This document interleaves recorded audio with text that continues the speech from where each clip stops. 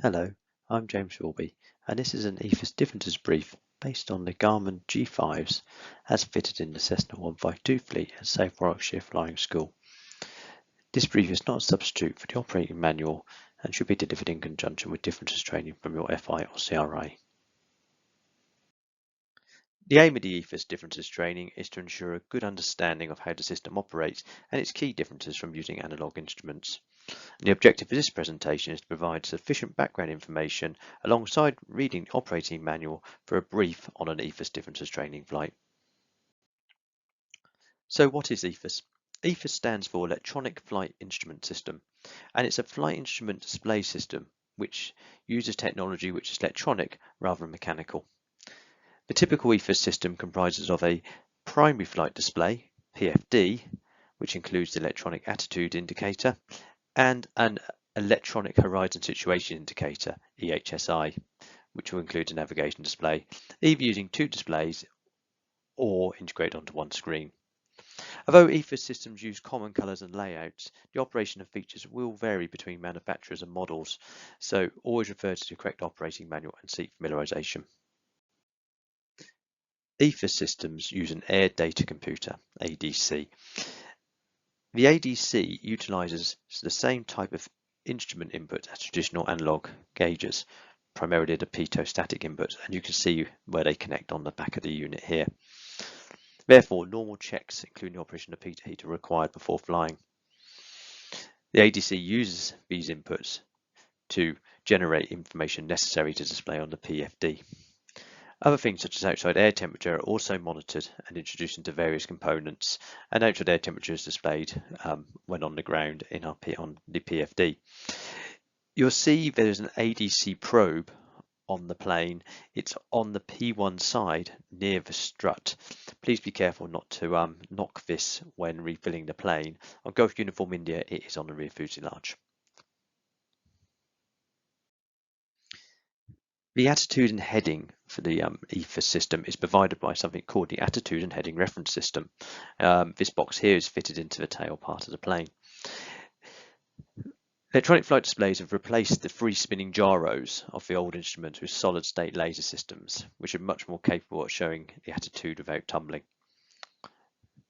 The attitude and reference heading system uses this to generate pitch and bank information. The heading information is derived from a magnometer contained within this system. This senses the Earth's lines of magnetic flux, and the information is processed and sent to the PFD to display the heading direction. Two G5s are fitted into each of the Cessna 152s at Safe Warwickshire Flying School, and these interoperate with each other and also the Garmin 430. And you'll immediately notice the food difference from the old analog instruments using the vacuum system. First of all, though, always remove the control lock with care. Be careful not to scratch the screens. There's never a need to touch the screens, they're not touch screens. The G5s will power on with the battery switch, so when doing the initial checks of the lights, lowering the flaps, the fuel gauges, you'll be able to check these gauges the new G5s come alive. Do not power them off separately unless a fault occurs. They're silent. You'll notice no more gyros spinning up, and because of that, there's no suction indicator because the vacuum system's been removed. So always use an up-to-date checklist so you're checking the right items. As the DI gets its directional information from the magnometer, there's no need and it's not possible to align the direction indicator, the HSI, with the compass. However, during checks and cross-reference to other instruments which are still fitted in the plane, such as the compass, an IAS and the altimeter, to ensure that all the instruments are working correctly. By default, the top G5 in the Cessna 152 shows the primary flight display, or PFD. This display on its own can replace the standard 6-pack. It's the primary instrument for attitude of the aircraft, and it's worth noting that each line shows a 2.5 degree pitch. This compares to an analog AI where each line is 5 degrees. The attitude indicator shows the attitudes of the plane.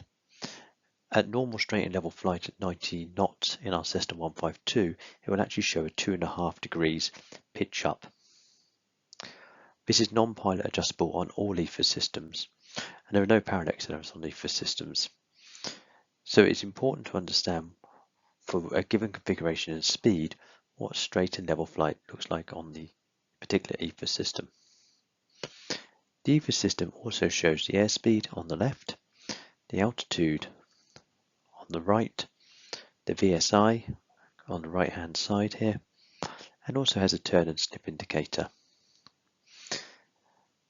The speeds do include some bugs, such as G here for best glide, X for best rate to climb, best angular climb, sorry. Below the altitude on the right is the pressure setting it is based on. The turn coordinator is represented by a magenta line, with rate 1 turns being indicated by these lines as I'm showing on the diagram here, either side. So this one here is showing a turn to the left. The ball works the same as a normal inclinometer. This can also show navigation information when something is set appropriately as a CDI, and that's shown by a green diamond. It also shows the magnetic heading at the top of the screen and useful information such as true airspeed, outside air temperature and density altitude.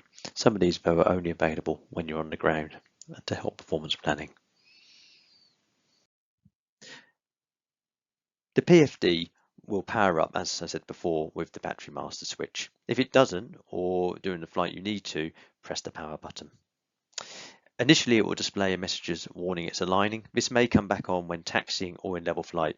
If this does happen, the altitude is still usable while it's aligning. When received from the relevant tower, set the QNH or the QFE by turning the right hand knob, which sits underneath the barometric setting in blue. All instruments should be operational with 1 minute with no flags showing, and a flag is shown as a red cross on the certain item that's failed. If you need to access the menus, you press the knob once on the right hand side and the menu will appear at the bottom of the screen, and you can use this set bugs such as altitude, and that's useful. It will flash yellow, for example, if you set an altitude of 2,000 feet and you're outside it by plus or minus 200 feet. If during flight wings level appears, aligning wings level appears as shown in the error here, it's because an invalid attitude has been sensed. In this case, keep and maintain a visual attitude until it resolves itself, or you need to fly VFR back to the local airport. The attitude fail flag can be displayed at extreme attitude, for example, if you're spinning. This slide shows an extract from the operating manual, which I suggest you have a read and a delve through. This takes you through the detail of where everything is on the screens. You can see in this one here, the course deviation indicator is active, for example. A few other additional features worth mentioning, which are different from a traditional vacuum system, is on the G5s you get trend vectors. These are magenta lines that move up and down the indicated airspeed and the altimeter. This is where the ADC is computing a projection of where the aircraft will be in 6 seconds, so it can help achieve precise speeds and altitude leveling off. The VSI and the ASI, they don't experience lag associated with traditional instruments either, so tend to be more accurate, so just be aware of that. The speed tape is color coded the same as a traditional dial, so you'll see a white line on there. You can see it a bit clearer on this one here for the safe region to lower the flaps. V speeds are also bugged, so you'll see here we have G for best glide speed, X for best rate of climb, for example, on the indicated airspeed. If for some reason the magnetics of the magnetron fails and the input data is not available, the G5 will revert to showing a GPS derived ground track. If that's the case, you'll see a cross through the heading fields. If the GPS also failed, you will see a larger cross saying the heading failed altogether. On our Cessna 152s, the lower instrument is set up to be an horizon situation indicator, an electronic one. So this replaces the previous direction indicator and CDI and works similar to a standard HSI. So if you've not used an HSI before, please get a briefing from your flying instructor or CRI. The current heading is always shown at the top, just like a DI, but the HSI has many advantages. One, for example, being able to show a navigation source, such in this case here, magenta, so that will be a GPS source, and a secondary bearing, for example, a source to a VOR, and that's set through the menus. Just like the top screen, the HSI will turn on with the battery switch masters, and the current heading is received from the magnetron. And as I said earlier on, this cannot be changed by the pilot. So unlike a DI, there's no need, it's not possible to align this with the compass. You may want to check during your Frida checks and cross-reference various other instruments to make sure everything is working as expected. It automatically corrects and shifts the variations in the Earth's magnetic field by applying a variation database. There is a heading bug, which can be set to runway heading. This is set by turning the knob on the right until you receive the desired heading. If you hold the knob in for up to 3 seconds, the bug will automatically set to the heading currently being flown. Okay, so by way of example, I've set up a direct 2 on my Garmin 430 here to point to Fairford EGVA, which you can see at the top of the map there. This is represented by the magenta line on the CDI with the course pointing at 233, which you can actually cross-reference down here. And you can see the deviation here. That deviation is also shown on the top PFD by the magenta diamond. The distance to the GPS location is shown at the top of the HSI. With the direct track, as I mentioned earlier, towards the bottom left. I'm also given the current wind speed and direction of that wind, which is really useful. The heading bug, you can see here, is set to 251 at the top of the screen. At the bottom right of the screen, yeah, you can see that's confirmed. The heading bug is also set at the top of the PFD. The small magenta triangle here with the white dashes represents our current ground track. It's also shown here on the PFD at the top. This is very useful. If I pull this onto the desired course, so somewhat fly towards it, then I know that I'm going to track exactly to where the course point is going, accommodating for the wind. The HSI is also set up to show a bearing in this case here, and that's done through the menus. So you can see here at the bottom, I've just shown how the menu works here under setup, bearing pointer equals VLOC1, which VLOC1 in this case is 116.4. So that's Daventry. And you can see that's represented by the blue line. So in this one example, you can see how much information, how much useful information you can get onto these 2 units. It's worth studying this. Okay, so here's another example. In this example, I've selected Daventry 116.4 as my CDI VLOC. This is shown as a green line on the HSI. And this arrow pointing behind the plane indicator is indicating it is a from, I am showing a from indication. Okay, because the arrow is pointing away from the miniature plane. A to indication would have both this arrow and this arrow pointing in the same direction. The deviation, a little bit smaller this time, is also shown by a green diamond on the PFD. The small magenta triangle again here is showing my current ground track. So if I dragged that to the top of my CDI pointer, then I would be following the track along the ground. In this case here, I've actually set the bearing pointer, the blue line, to point at the GPS source, which again is EGVA, which is sort of logical way for looking at the map. The heading bug is set this time as 254. Again, you can see the wind over here.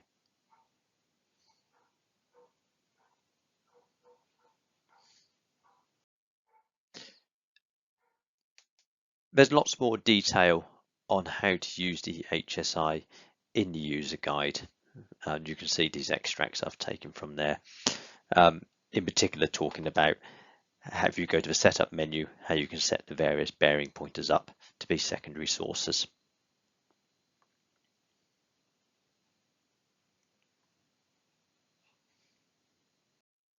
A few final things to be aware of when using the G5s. The backlight is normally automatic using a small light sensor at the front here. You may find it's not always optimal. If you need to change the brightness, tap the power button once and use the right knob to adjust the brightness up and down. Tap the power button again to go back to auto brightness. You may find if you're flying at night, you need to use this feature. This screen also confirms how much battery power it's got, and it will last for up to 4 hours when it's 100% charged. Press the right knob once again to get back to the normal display. Be careful not to cover that sensor if you want to use the ambient light sensor. As part of your en route checks, as part of your free checks, you should be checking the PFD and the HSI that there's no flags. Cross-check with the other instruments. And of course, there's no vacuum in the Cessna 152s, so you won't be able to see the suction gauge, but if you're going into other planes, don't forget to go back and check that. The G5s are solid-state systems, so extremely reliable. They have 4 hours battery life, so if the master switch is turned off or otherwise they lose power, press any key within 45 seconds and they will keep alive. Please don't be tempted to push a button on normal shutdown though, because they will stay on and wear down the internal battery. So if you have a power failure in the Cessna 152, you can run these on their own internal battery.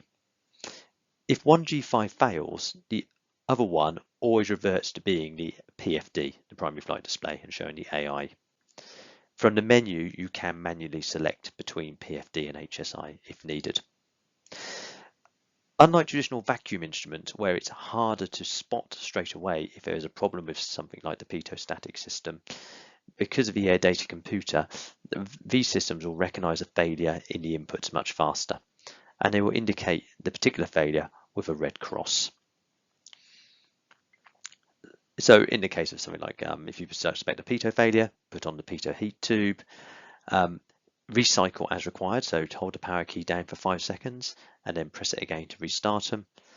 Cross-reference with other instruments. If you see an exclamation mark, it indicates an error or message. Press the knob and it will tell you more of what's happening. For example, it might be a nav message or it could be an error that's occurred. However, do remember, fly the plane, remain VMC, aviate, navigate, communicate, then troubleshoot, keeping a good lookout outside all the time. When learning and flying with the G5s, there's a few different threats and errors to be aware of. Particularly when learning to fly with them, you could be spending too long looking inside the cockpit, miss other traffic, become disorientated of your position. So learn as much as you can on the ground. When flying, change one thing at a time, then look out. Don't fixate on the instrument. Train over an anchor point, for example. Train with an FI, a CRI, or a safety pilot, and make use of things like Pilot Aware. If you fly into IMC, you need to know how to do a level 180-degree turn. Remember, as we discussed earlier on, these devices may show a pitch up attitude when in straight and level flight, so learn how to turn using the primary flight display with a suitable flight instructor. In terms of errors, you may set the wrong pressure setting. The screen brightness might be too bright, too dark. You could be looking at the GPS when you want the VLOC, or vice versa. So check you've got the correct settings, cross-check 2 other datums, use the normal sort of process of when you set your QNH or your QFE on the ground, that it's logical, that it's showing somewhere between 150 and 160 feet at Wellsbourne, for example. And be aware how to use things like the bugs and how to read the altitude so you don't go into things like controlled airspace and understand the navigation information. So recognize if it's a to or from flag, for example. For further reading, please refer to the G5 Electronic Flight Instrument Pilot Guide from Garmin, the latest Air Pilots manuals from Pooley's. The FAA do quite a good chapter on this in their online manuals, which are available in those links, and they also do one which is a bit more advanced for instrument flying. So thank you for listening to this EFIS brief, and please enjoy flying the Cessnas with the G5s fitted.